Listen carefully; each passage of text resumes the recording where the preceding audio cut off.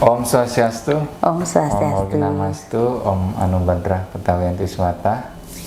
Pemirsa Laboratorium Siaran dimanapun berada, pada kesempatan sore hari ini kita berjumpa oleh salah seorang tokoh. Beliau merupakan Ketua Puskor NTB. Untuk mempersingkat waktu mungkin Bu Puspita bisa memperkenalkan diri. Yang ucapin Om Swastiastu. Om Swastiastu. Terima kasih kesempatannya hari ini ditepek ini sama Tua Haji Beni. Suatu kehormatan bagi Tiang. Nama Tiang Nikomang Puspita. Tiang Ketua Dekorwil NTB Puskor Indonesia sejak April. Jadi pelantikan kemarin, pemilihan di bulan April 2024. Di baru berapa bulan ya? Masih baru ya. Masih baru. Mungkin banyak di sini pemirsa yang belum tahu apa sih organisasi Puskor itu. Mungkin bisa dijelaskan. Jadi Puskor itu artinya Pusat Koordinasi Hindu Indonesia. Berawal dari perkumpulan Sekedemen. Jadi pada saat 2003, jadi ketua umum kita Dr. Honoris Causa Ide Bagus Ketut Susine Eskom prihatin dengan adanya bom Bali, akhirnya membentuk perkumpulan Sekedemen untuk membantu umat Hindu yang ada di Bali yang terkena dampak dari bom Bali. Berkembang seiring berkembangnya dengan jumlah dari anggota perkumpulan Niki berubah di tahun 2015 menjadi berbadan hukum secara de facto. Yang kemarin de facto, yang 2015 menjadi de jure dengan nama Pusat Koordinasi Hindu Indonesia. Kemudian kalau di NTB atau Lombok sejarahnya bagaimana? Ya, jadi sudah dibawa kalau tidak salah 2017 Tua Haji Ketum, kami panggil Tua Haji Ketum, memberikan mandat kepada Guru Mangkuegede Wenten untuk membentuk di Nusa Tenggara Barat. Banyak perjalanan waktu itu, terbentuknya Puskor itu sendiri di NTB hingga akhirnya terpilih Bapak Yogi Iswara sebagai Ketua Dekorwil NTB, dan masa bakti beliau berakhir di bulan Februari 2024. Jadi setiap berapa tahun sekali? 5 tahun sekali. Oh, karena mungkin agak sambil nunggu momen ya, lebih jadi sedikit. Iya, waktu itu memang ada kesibukan dari beliau, jadi mundur 2 bulan untuk muskorwilnya.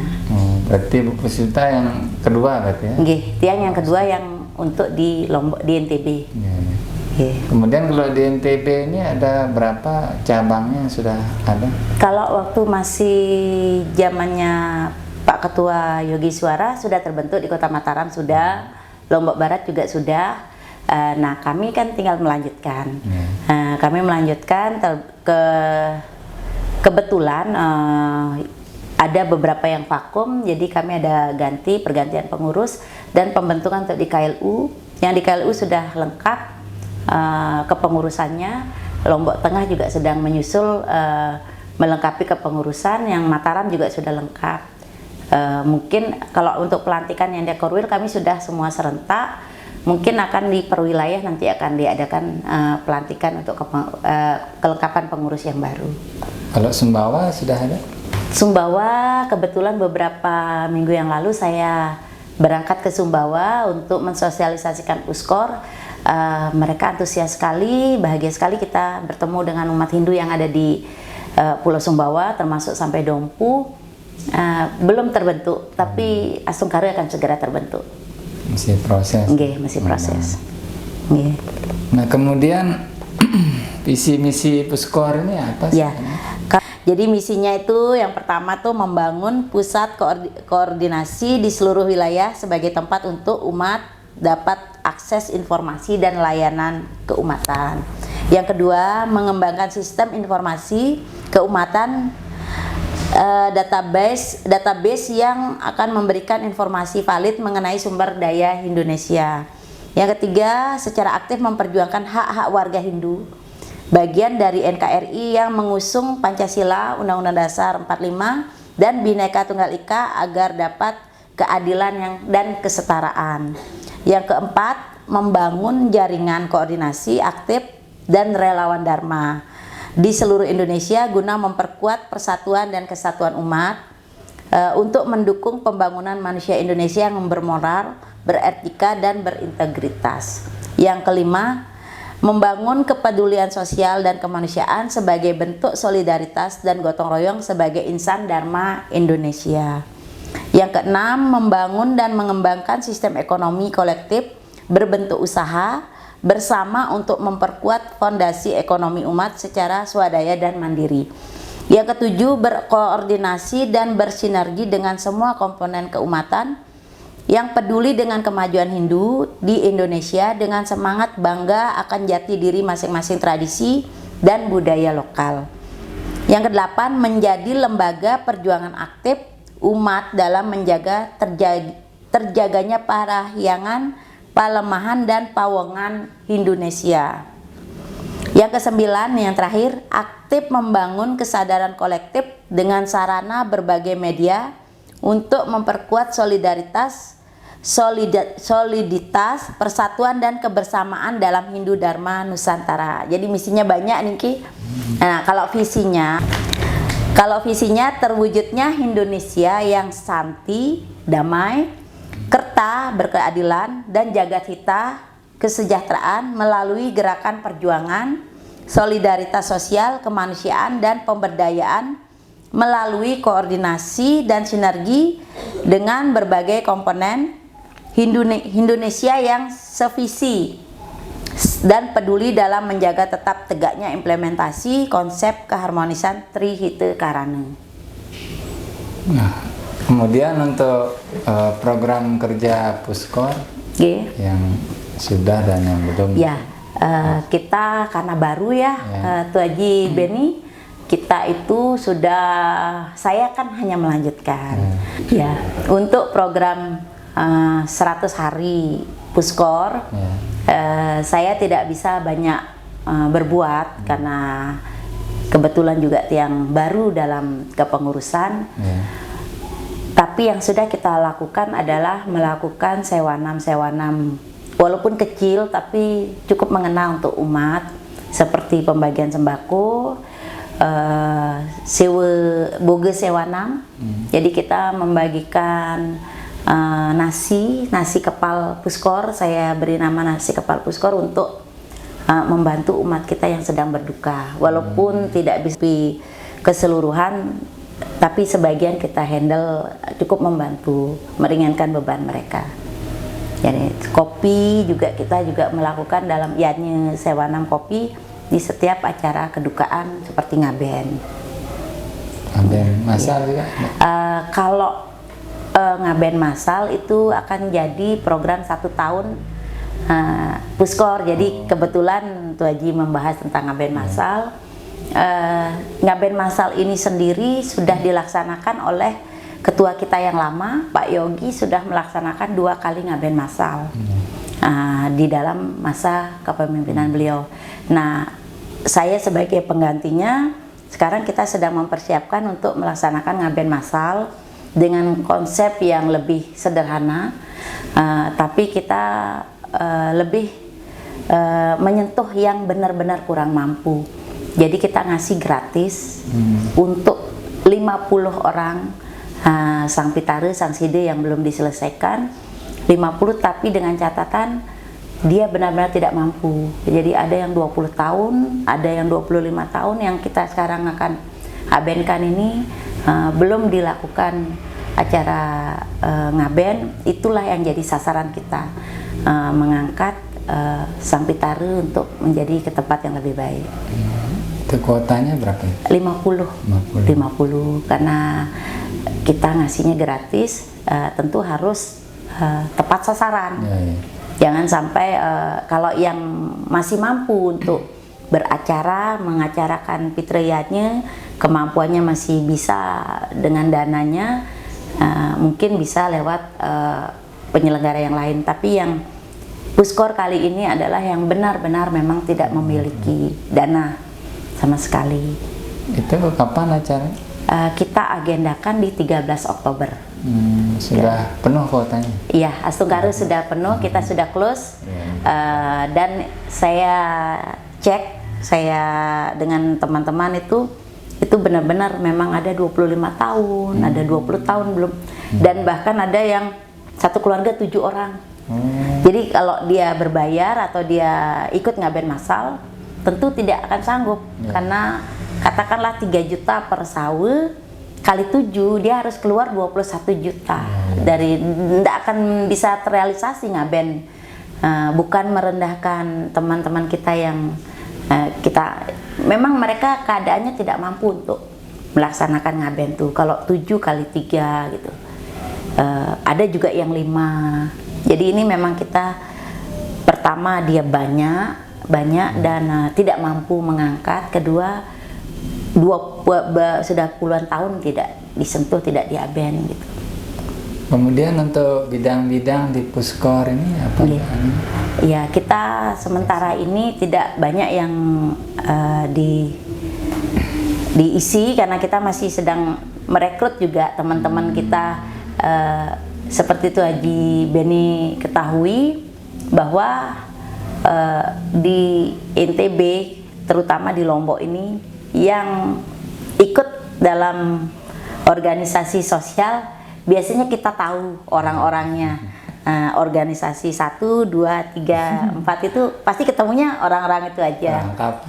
Jadi saya berusaha di Puskor ini menggali potensi-potensi orang-orang yang baru. Walaupun teman-teman kita yang ada di organisasi lain juga gabung di Puskor banyak, tapi kita coba menggali potensi baru dari orang-orang yang memang belum pernah berorganisasi, tapi kita ajak untuk melakukan pelayanan bersama di Puskor.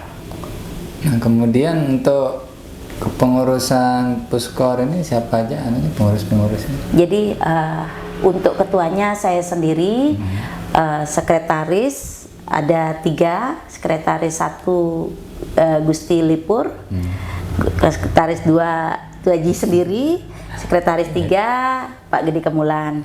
Untuk bendahara kita ada Ide Bagus Ngurah, yang bendahara 2 ada Nyoman Suarningsih, bendahara 3 ada Desa Puturai. Itu yang inti, pengurus inti. Yang pengurus bidang organisasi juga.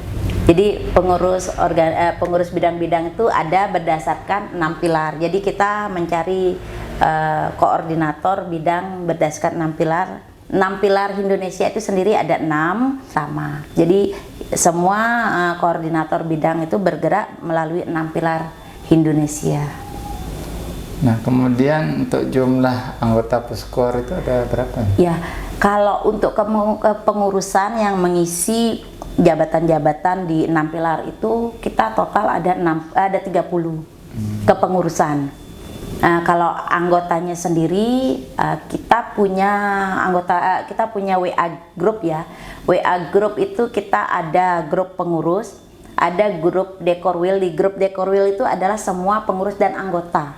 Jadi di Dekorwil itu ada anggota Puskor dan pengurus.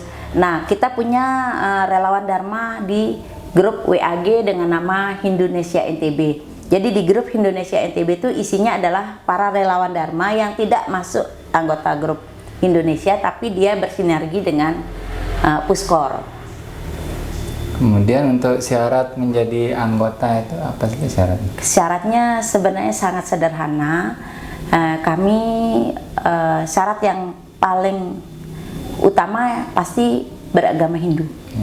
Beragama Hindu dan bersedia melakukan sewanam baik tenaga maupun mempunyai untuk umat sedharma. Itu yang paling kita krusial ya untuk syarat sebagai anggota Puskor. Nah, kalau dia sebagai pengurus Syarat sebagai pengurus tentu ada tambahan, seperti dia harus berdomisili di tempat dia menjadi pengurus. Misalnya dia jadi pengurus di Korda Mataram, di daerah Mataram dia menjadi pengurus, dia harus domisili di Kota Mataram. Bagi tahu dia domisili di Kota Mataram, tentu disertai lihat dari KTP-nya. Begitu juga kalau dia di KLU, ya dia harus berdomisili di KLU dengan KTP-nya, keterangannya KLU. Berarti masih open recruitment ya? Kita untuk anggota Puskor membuka sebesar-besarnya, silakan siapa yang mau sebanyak-banyaknya, karena kita akan punya banyak program. Saya sangat antusias di Puskor ini dan ingin Puskor ini berkembang, benar-benar melakukan pelayanan. Dan kalau kita mampu dengan dukungan masyarakat, umat sedharma, kita bisa menyelenggarakan santunan tali asih misalnya untuk umat kita yang sudah lansia atau yang berpulang atau yang meninggal. Kita mungkin kedepannya ini akan jadi program Puskor 5 tahun ke depan. Di masa saya akan mengupayakan akan ada program jadi penggalian dana untuk santunan tali asih. Apakah itu nanti datang dari pengurus, anggota, atau dari pihak luar seperti pemerintah, mungkin kita bisa mengajukan semacam proposal untuk kita kembangkan, bisa membuat koperasi, tapi nanti dari usaha-usaha tersebutlah akan timbul tunjangan tali asih lah. Mungkin besarnya kita tidak tahu berapa, tergantung dari kekuatan jumlah anggota Puskor itu sendiri. Begitu juga dengan jumlah relawan dharmanya gitu. Ya, jadi cukup banyak tadi ya program kerja dari Puskor. Jadi sudah tidak terasa waktu kita sudah di penghujung acara. Jadi mungkin ada closing statement dari Bu Puspita untuk pemirsa. Kita tidak pernah tahu umur kita berapa lama, walaupun kita masih muda atau kita sudah usia. Saat kita diberikan kesempatan untuk berbuat baik, lakukanlah.